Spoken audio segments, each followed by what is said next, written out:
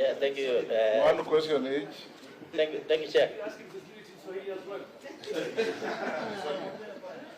Just go on. And... Yeah, thank you, Chair. Chair, we are betting somebody to a very powerful ministry. Ministry of Public Service, which is guided by, among other things, and very important, credibility, values, performance, and I want the nominee chair to clarify to this committee what she got in Form 4. What was her grade in Form 4?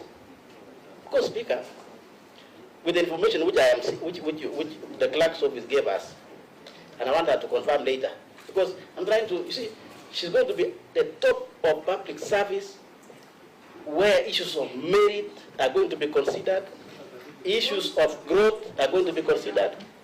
So, Speaker, I'm asking the nominee to clarify what she got in Form 4 in terms of her qualification.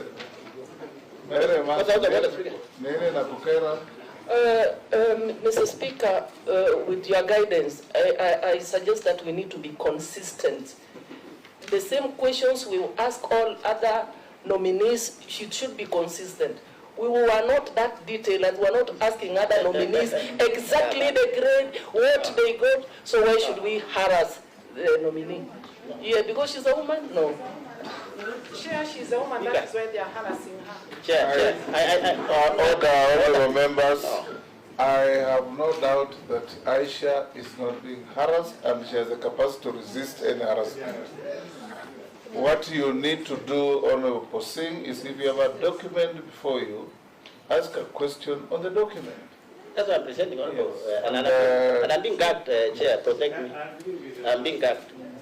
Yes. I'm being gagged. Yes. Because what is before us... Nobody is gagging you. Remember, Honorable wants to intimidate me, and I'm really beyond intimidation, Honorable. Honorable Posing, nobody will intimidate you, I'll protect you. Yeah. You just ask a question, let the nominee answer when her time comes. Yes, exactly. If you are challenging her academic qualifications, yes, go ahead and do so, and she will be able to answer, and the chair will guide, the committee will make a decision. I'm asking that, Honorable Chair, because that being the top public service is required of this. The question. And the clarification which I'm seeking is what she got in Form 4, because the papers before us is that she got a D- in Form 4. And I'm comparing that, Honorable Speaker, with a degree. You know, and I'm asking myself, if you're in Pokot, for example, can you really get a D- and get a degree? What is the road of getting that degree, Honorable Chair? Brings questions. I want the nominee to clarify what she got in Form 4 and the relationship between that one and the degree she has. Thank you. Yes. Thank you, Honorable Chairman. Point of information through the chair is that I know people who have gotten, who have joined university, having gotten a very lower mark in Kcse. A case example is Kennedy Odede, who is now on the board of USAID. He was a former street boy, did go through high school, but because of the community work he did in Kibra, he went to an Ivy League college, Wesley College in the United States of America. Point of order, and so I think it's important that we put that in perspective. Point of information. Point of order, Chair. Is that, Honorable Chair, is that to inform who? Order, Naisula. Thank you. Is that to inform who, Speaker? Thank you. Naisula, hold on. Inform me? Thank you, Chair. You know, by going by your ruling, and I have no doubt in my mind that the Cabinet Secretary nominee is capable of answering questions that have been asked. But it is unfortunate, actually, the members who feel that they need to defend the CS nominee are not doing a service to her because they're making her look like she can't answer her own questions, and I know she can. She will answer her questions. She will not feel intimidated. And those of you who know Aisha, you can't intimidate Aisha. Exactly. Aisha just answer questions, and the quality of the answers you leave to us to judge.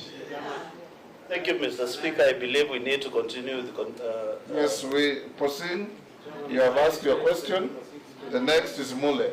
Thank you, Speaker. And I just want to encourage members. We are here to vet nominees. We are not here to defend nominees. Let's maintain our decorum. We will have your time to do your report. This goes to the nominee.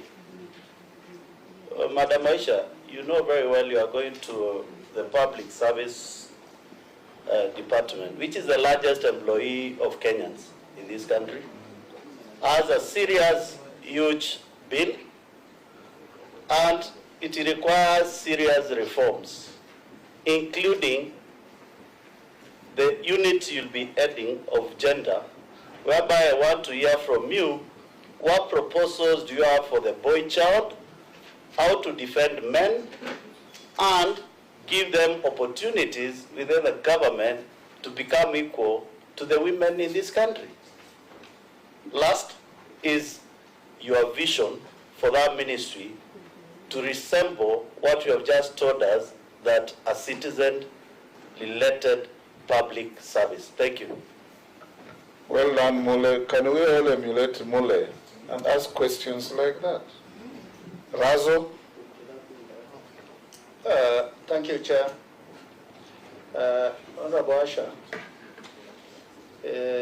in Kilifi County Council, you were councillor and you replaced a man, of course, or I believe. And then you became a member of parliament as a women rep Kilifi.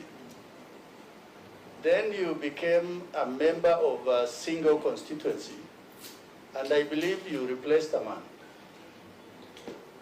We were with you in 11th and 12th Parliament, and you really advocated for the two-third agenda, where women must be given more affirmative action so that many of them will just walk to Parliament. Now, from where you sit, do you still believe in two-third gender, or women must fight for their space? Thank you, Chair. You have 4. Aisha, you can now answer from Mishi, from the Honorable Posing, from the Honorable Mule, and from the Honorable Raso. Thank you, Mr. Chairman. On Honorable Posing's question,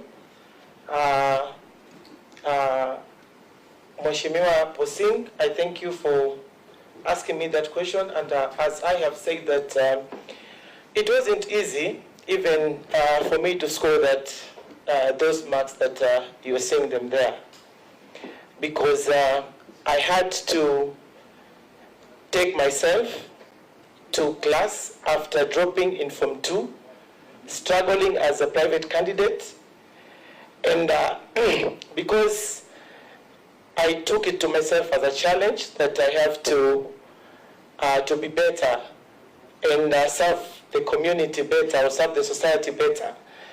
So I think I am not even shy because it is in the public domain, but I think that is not a qualification to judge Aisha Jumwa on sitting in the cabinet.